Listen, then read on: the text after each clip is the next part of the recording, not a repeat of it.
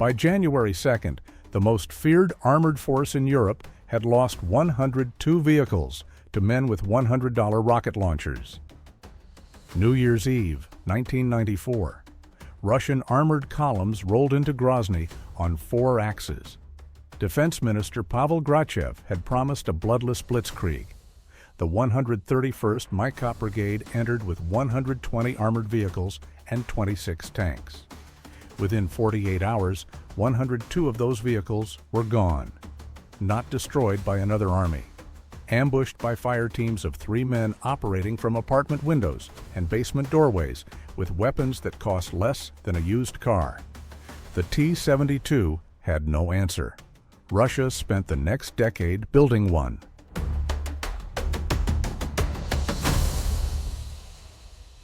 To understand what the BMPT actually is, you have to go back inside the city. Not the politics, the geometry. A T-72's main gun elevates to plus 14 degrees and depresses to minus 6. In open terrain, that is enough. Threats arrive at roughly the same elevation as the vehicle. Put that tank in a city, and the math collapses. The threat is above you, below you, and behind walls the turret cannot rotate fast enough to cover. Chechen fighters worked in teams of 3 or 4. RPG gunner, machine gunner, rifleman. Upper floors simultaneously with basement positions. The tank finds one team and traverses toward it. The team relocates. By the time the gun arrives, 3 others have fired and moved. The T-72 was not outgunned in Grozny. It was outmaneuvered by a geometry its designers never anticipated. Every vehicle in the Russian inventory failed at least one of 3 requirements that geometry imposed. Sustained fire into upper floors and basement positions at the same time. Full armor protection to survive alongside the tanks it was escorting. And response time measured in seconds. Chechen teams could shift position and re-engage in under 10 seconds, which made any system requiring setup time or a sensor handoff between crew members too slow to matter. Most platforms get 2 of 3. The vehicles competing for this role each got 2. That is the problem. Start with the answer that feels most obvious. The first answer anyone arrives at is infantry. Put dismounted troops alongside the tanks and let them clear the buildings. Russian commanders tried exactly this after the initial assault failed. It partially worked, but dismounted infantry moving through a city alongside armor occupies one of the most lethal environments in warfare. In Grozny, Russian infantry casualties were catastrophic wherever they advanced without armored cover, and the armored cover was the thing being destroyed. You cannot escort a tank with infantry if the infantry needs the tank to survive. The logic collapses in both directions. The second answer is the BMP-2. It was already in the inventory. It carried troops, and its 30mm 2A 42 cannon elevated well beyond tank gun angles. On paper, it was doing exactly the job. At street level in Grozny, BMP-2s were being destroyed faster than the tanks they were supposed to be escorting. The side armor reaches 14mm of aluminum, and RPG-7 penetrates 500mm of steel. And while the gun elevation was better than a tank's, the BMP-2 lacked the thermal sights and stabilization to use that elevation accurately while moving. The result was a reasonably armed vehicle pointing at a problem it could not reliably hit before the RPG team had already relocated and fired again. Both answers fail, and they fail for the same reason. Both platforms were designed for a conventional battlefield where threats arrive at roughly the same level as the vehicle. Grozny was a 3-dimensional problem. Neither had a vertical solution. That gap is where the BMPT starts.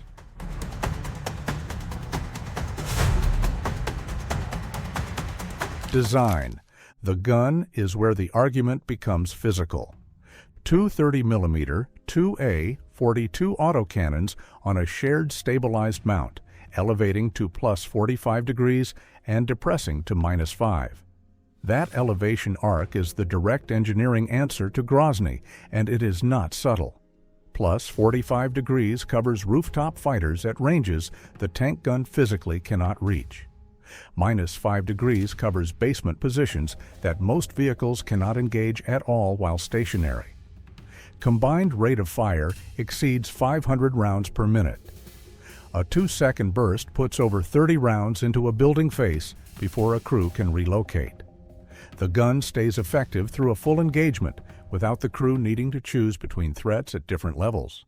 The chassis is the T-72. Same armor protection as the tanks it escorts, same mobility, same obstacle crossing capability.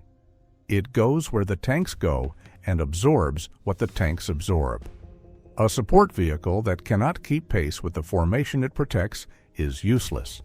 This one is built on the same hull as the vehicle it shadows. The fire control system gives the commander and gunner fully independent sights. One operator tracks a rooftop position while the other engages a target at street level.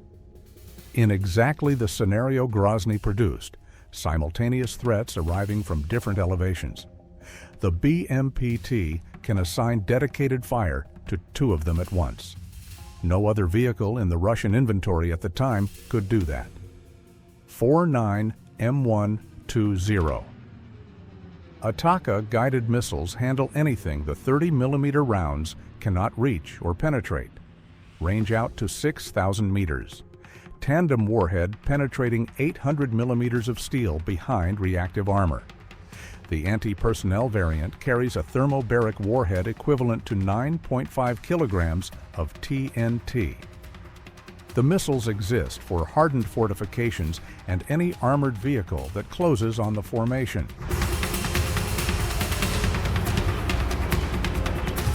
An RPG-7 round costs approximately $100. A single BMPT costs tens of millions. The weapon that dismantled Russian armored capability in Grozny was priced at roughly $1 to $500,000 against the vehicle built to counter it. That ratio is not unusual in this domain, and it is precisely why purpose-built suppression vehicles exist at all. The cost asymmetry in urban warfare runs one direction. The attacker fires cheaply, the defender absorbs expensively, and the defender bleeds out first unless something changes the exchange rate at close range.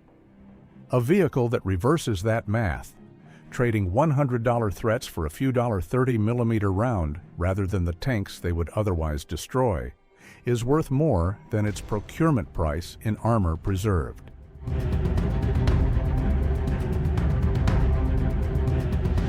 The BMPT's own combat record is thin and stating that plainly matters. Russia has fielded fewer than 40 across all variants and all time. In Ukraine, footage from July 2023 shows a Terminator engaging night targets near Avdiivka with its 30mm cannons and Ataka missiles. A grenade launcher operator from that deployment described the vehicle as a high-quality and very reliable weapon complex that shoots perfectly. That is the closest crew-level assessment in the public record. A confirmed measurable outcome with full attribution is not available. When a vehicle class exists in single digits, it cannot generate the volume of engagements that produces verified data. What is fully verified is the event that created the requirement. General Alexander Galkin reported 225 armored vehicles written off as non-repairable in the first 6 weeks of the Grozny campaign alone, 10% of every armored vehicle committed. The post-mortem conference, attended by the Minister of Defense himself, was the institutional moment from which the BMPT program formally emerged. Urvagonzavod's own chief designer admitted in 2002 that he had no idea how the vehicle would be used tactically. That, he said, was a question for a military expert. The vehicle Russia built to prevent another Grozny took 22 years to enter Russian service. When it finally arrived in numbers that define the limitation. Russia deployed approximately 10 BMPTs to Ukraine in May 2022. 2022. That is one company against a conflict that has consumed over 3,000 Russian tanks since the invasion began. A vehicle class that exists in single digits cannot change the character of an armored engagement. The BMPT's concept is sound. The production numbers make it a prototype that occasionally appears at the front, rather than a functioning doctrine. That procurement failure belongs to Russia. The underlying capability gap belongs to everyone. NATO urban combat planning through the Cold War assumed major engagements would unfold across open terrain, with cities as obstacles to bypass rather than objectives to hold. The RPG-7 costs $500 complete with launcher, requires one operator, and needs no logistics chain beyond the round itself. No NATO member in 1994 had a vehicle in service whose primary mission was neutralizing RPG teams at range inside a built-up area. The U.S. Army's CATTB program, its own attempt at a heavy urban fire support vehicle, was canceled before production. The Israeli Namer is the closest functional equivalent currently in service anywhere. It is not a NATO asset. The gap the BMPT was designed to fill has never been filled by anyone. Ukraine makes that visible.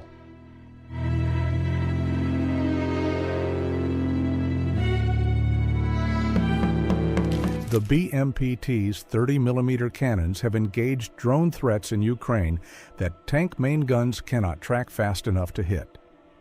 The same elevation arc designed for Grozny rooftop fighters reaches low-slow aerial targets that now define the close-range battlefield. The design is 30 years old. The problem it was built for is not.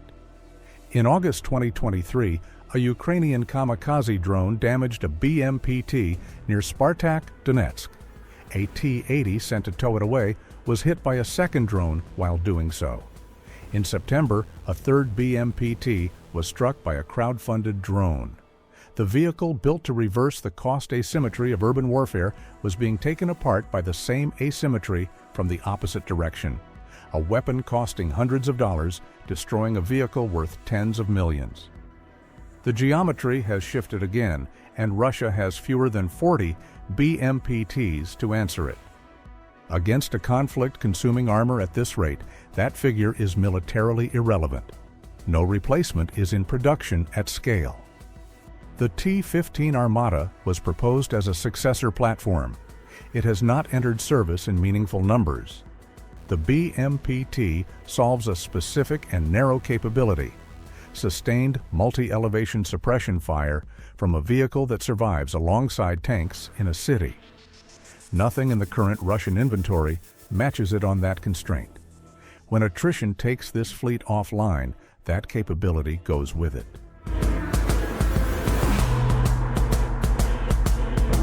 That gap is still open.